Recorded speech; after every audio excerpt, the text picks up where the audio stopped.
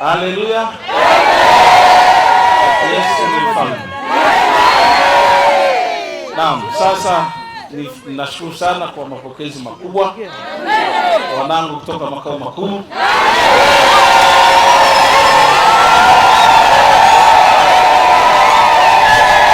Amen. Bwana awabariki sana. Kwako unanitazama kwa Aves TV ama kwa Robert TV. Hii ni Canaan Bible Church Karagwe makao makuu. Na haya ni mapokezi baada ya kutoka kwa miezi mingapi? 5 kasoro, sio? Tukiwa tumeenda porini kwa maana ya kwenda kutafuta roho moja. Kwa maana ya kuacha kambi ama base na kwenda kushambulia.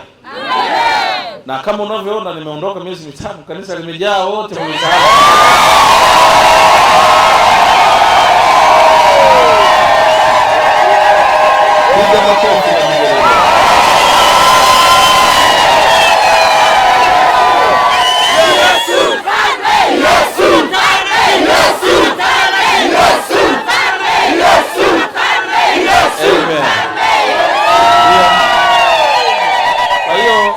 Badala ya kupungua wanaongezeka.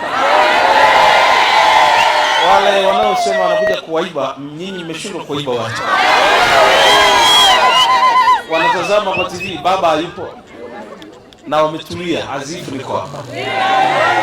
Watu ukijengwa kwenye msingi imara, kuna mtu akubomoa. Msingi imara ni Yesu Kristo. Na tumekwenda duniani, tumefanya kazi ya kushambulia na kuchukua mateka. Tumekuwa Dar es Salaam, tumekuwa maeneo mbalimbali tangu tunatoka hapa, tumehubiri vijiji na mijini. Hatimaye tumerudi tena hapa. Tulikuwa tunaelekea Australia, lakini mambo yamekuwa sio mambo. Vita duniani imekuwa kali sana. Kwa hiyo ikawa tumeona tuailishe huko tusiende. Badala yake kuna kazi nyingine kubwa ndani ya nchi. Na hivi bado tunaangalia tena South Africa, kuna ubaguzi mkubwa sana. Huko watu wote wanakimbia kutoka huko kurudi kwenye nchi zao. Wale wanaojua vyombo vya habari utaona Nigeria, Ghana, Malawi na nchi kadha wa kadha nyingi wanaondoa raia wao kule South Africa. Kwa bado tuko kwenye hatihati, huenda tukaenda, huenda tusiende pia tukairisha. Vile kama unavyoona Amerika wameweka bani katika nchi yetu ya Tanzania. Naposema bani maana yake ni katazo la nchi ya Tanzania kuingia Amerika katika visa 1, visa AB na kadhalika. Isipokuwa kwa kitu special. Kwa hiyo na kwenyewe unaweza pia ukakuta hatuendi nako pia. Lakini tusipoenda sio issue sana. Kule kuna makanisa yetu imara. Yaani hata tukisha jenga msingi ni imara. Kwa hiyo tunapozungumza hivi, tunalo kanisa pale Dayton, mtumishi wa Mungu askofu wetu yule atakuwa hapa. Lakini liko kanisa pale la Canaan very strong. Imara kabisa. Tumefungua kanisa Indiana, yuko baba mchungaji yule Foster, yuko sawa kabisa. Na hivi karibuni kama tungepata neema ya kwenda, tunataka kufungua kanisa Kansas. Kule Missouri kule Kansas. Tunaweka kanisa la 3. Kama nilivyozungumza tutakwenda state zote za Amerika wakati wa Bwana ukifika.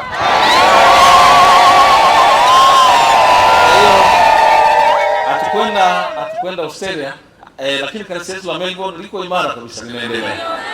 Na huko kote nauli zimehifadhiwa kwenye benki mpaka siku nitakaposema leo tunaenda. Kwa hiyo kazi tunayoifanya ni dunia nzima. Ukifunga huu, Mungu anafungua mlango. Kwa hiyo sasa kama tu kuenda kule tunakusudia kwenda, basi mikoa ifuatayo tunakwenda kuhubiri Injili. Itakuwa ni fursa ya kwetu sisi, hakuna hatulali hatupungui. Mpaka roho moja.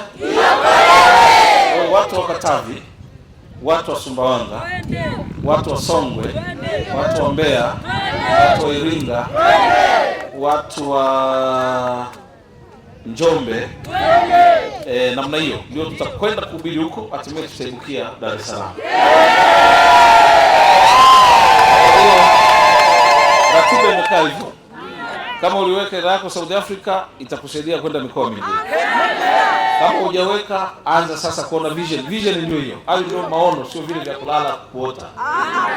Ni vision, ni kuangalia, kuwa na maono. Kwa hiyo sasa maono ndio hayo. Andaa nauli yako ikutembeze Tanzania, uone mikoa, uone miji, lakini pia ufanye kazi ya kutafuta roho moja.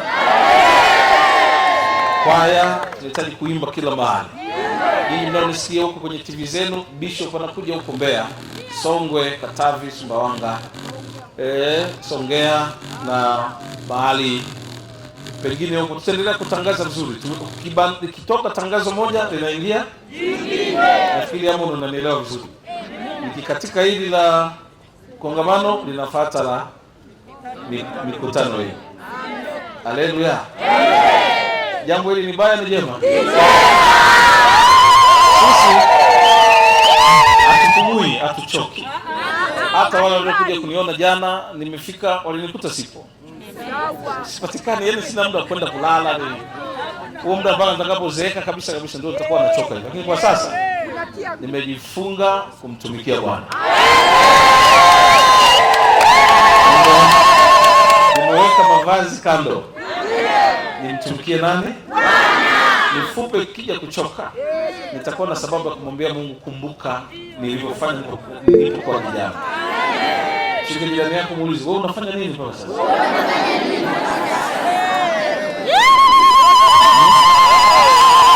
Tazama kwa TV yako, unafanya nini mpaka sasa? Unauza gani? Unauza lambalamba.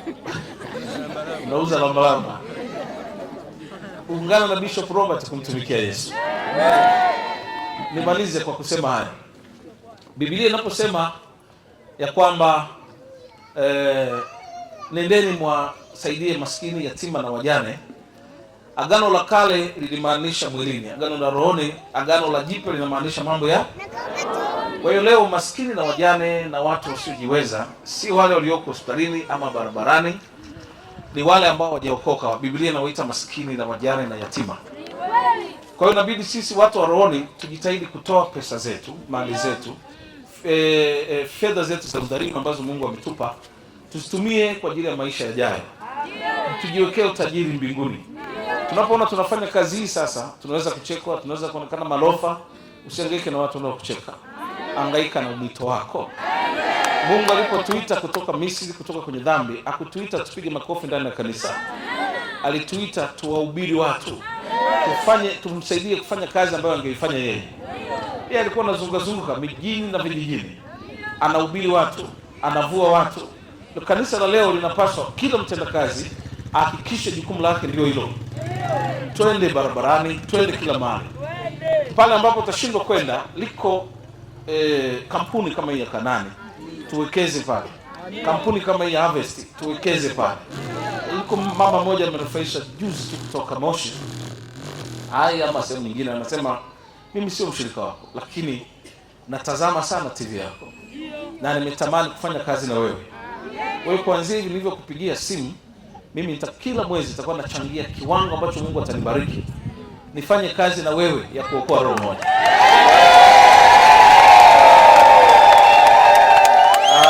Amenifresha mama Birmingham kule Uingereza. Anaitwa nani? Ruti. Anaitwa nani mama Birmingham Uingereza? Monica akaniambia, baba, mimi sina cha kupoteza hapa.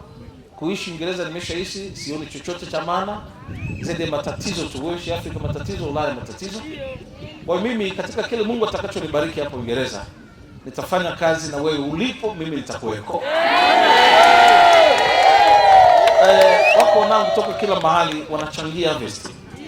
Kwa wachache ndio wataje miongoni mwa wengi, tuchangie Harvest. Ni wasia hata kwa machozi. Nyinyi mnaoenda mbinguni, changieni hapa. Nyinyi mliopewa jicho la tatu, changieni hapa. Tazameni Harvest inakoenda kuwachukua watu wa Mungu. Siku hizi za mwisho Mungu ametutuma tuwakusanye watu wake walioko pembe nne za dunia. Sasa watu hawa tunawafikiaje? Unakuta mtu anaenda mbinguni, yuko na Mtumbo, yuko na Njirinji, yuko vijiji, yuko Chaitoko, yuko labda mbali kabisa na wewe huko, yuko Mtukula. Sasa yule ndio anaenda mbinguni, unamfikiaje yule? unamkusanyaje yule? Ndio maana Mungu ametupa vision ya kufungua TV. Tugarimike pale, tutoe mali zetu pale kwa bidii, tuokoe zile roho. Tukiwafikisha wale mbinguni, ukifa baada ya maisha haya utakumbuka maneno ya Bishop. Kumbuka maisha unayoishi hayana thamani yoyote. Sikiliza, ni kama kambi tu. Tunapozungumza kambi, tunasema kambini, wakimbizi wanaenda wapi? Kambini. Sasa kule kambini sio kwao. Tunapozungumza kambi ni mahali ambapo unapita. Ni pa muda, ndio inaitwa kambi. Ni mahali pa unapita kwenda kwenu. Kwenda unakokusudia kwenda. Ndio panaitwa kambini. Na duniani nayo ni kambi. Kwa hiyo kambi inaweza kuwa na nyumba mbovu, maisha mabovu, lakini kambi inaweza kuwa na nyumba nzuri kama hizi. Lakini bado stili ni kambi bado. Uwe na gorofa ni kambi. Uwe na nyumba ina malumalu ni kambi. Uwe na dhahabu ni kambi. Wewe ni mkimbizi unapita hapa, sio kwenu. Kwa hiyo ukija kufikiri una nyumba sasa ndio kwenu, sio kwenu. Kwetu sisi ni mbinguni. Mtu yote anayejua kwao, akiona umri unaenda wa kustaafu, anajenga kwao. Anaanza kuangalia kule atakako kwenda. Kwa sababu umri unakupa namba na kujua kwamba wewe sasa unaenda kustaafu. Miaka inakuonyesha, kwa hiyo unaanza kufanya ile yote. Wengine hapa walimu ulipalipa madeni yote, si ndio? Nilikuwa naambia mwalimu mmoja anasema, baba nakaribia kustaafu. Kwa hiyo sasa hizi nitakuwa na hali ngumu, nataka kulipa kila deni ili niwe sawa sawa. Anatengeneza maisha yake ya sasa. Sisi umri umeenda, tunakaribia kutoka duniani, hatuna habari, bado tunahangaika. Badala ya kutengeneza maisha kwamba sasa umri huu ndio nao huu, wewe mzee mimi niangalie, mbakisha muda mchache sana. Wewe baba mimi niangalie, wewe asema niangalie, muda wako ni mchache sana. Kwa nini una akili? Mwenye akili anarudi sasa kutengeneza kwao.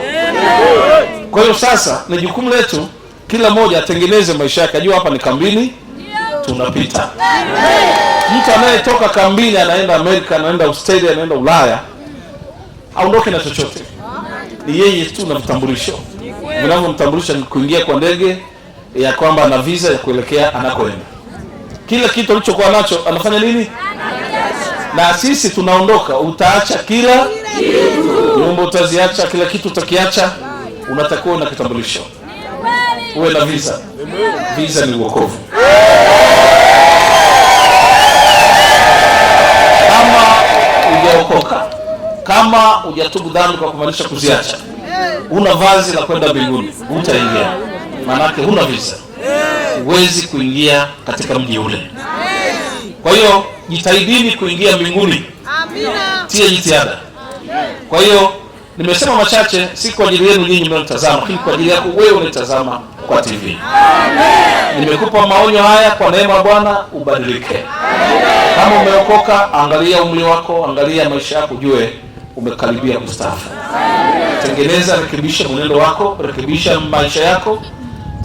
Jitahidi kuhakikisha makosa yote unayaondoa, ili ukistaafu usionekane una makosa ya aina yote. Na mbinguni pia tujitahidi kutengeneza mwenendo wetu. Uliokoka tengeneza, ambaye hujaokoka okoka. Ya mshike jirani yako, muulize, yamekuelea haya?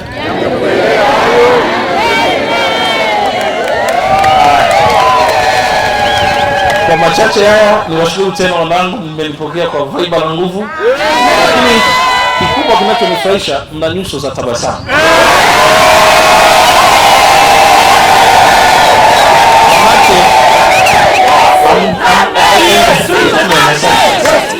Manake amjiti kuona baba anaenda, amsikitiki. Mnaelewa, kuona usikitiki juu ufahamu wako ni mkubwa. Kuona unasikitika ufahamu wako uko chini.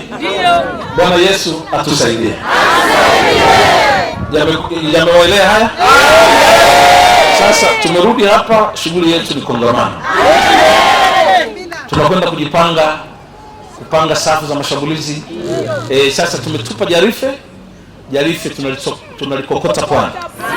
Pwani yenyewe ndio hii hapa. Watakuja wakila. Bwana awabariki. Na mwisho kabisa sitashuka hapa, mnishike mikono. Nitaenda moja kwa moja ofisini. Tutakutana baadaye kwenye vikosi mbalimbali. Kwa hiyo msitenge muda hapa. Kwa hiyo mnishika, naweza kuta mwingine ameandaliwa hapa ni mchana.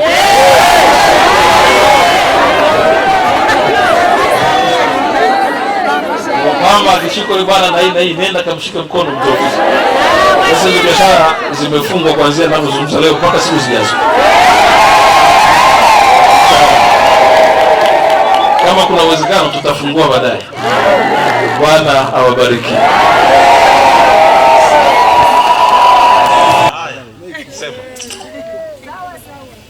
Basi ninasimama hapa kama kiongozi wa kuwakilisha watendakazi wote baada ya mtumishi wa Bwana Askofu Mkuu wa Kanisa la Kanani Church Robert Rafaeli, kama unavyomuona hapa, amekuwa akichapa kazi kule mikoani Dar es Salaam, na kwa leo yuko mahali hapa.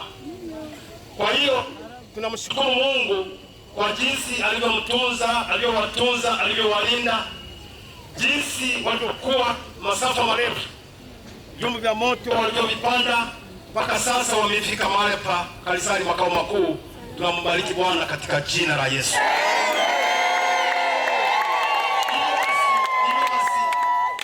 Tukaona kwamba basi akifika apate maji ya kunywa, kiu yake apumze kiu. Basi naomba yule ambaye anayo basi kabisa mara moja.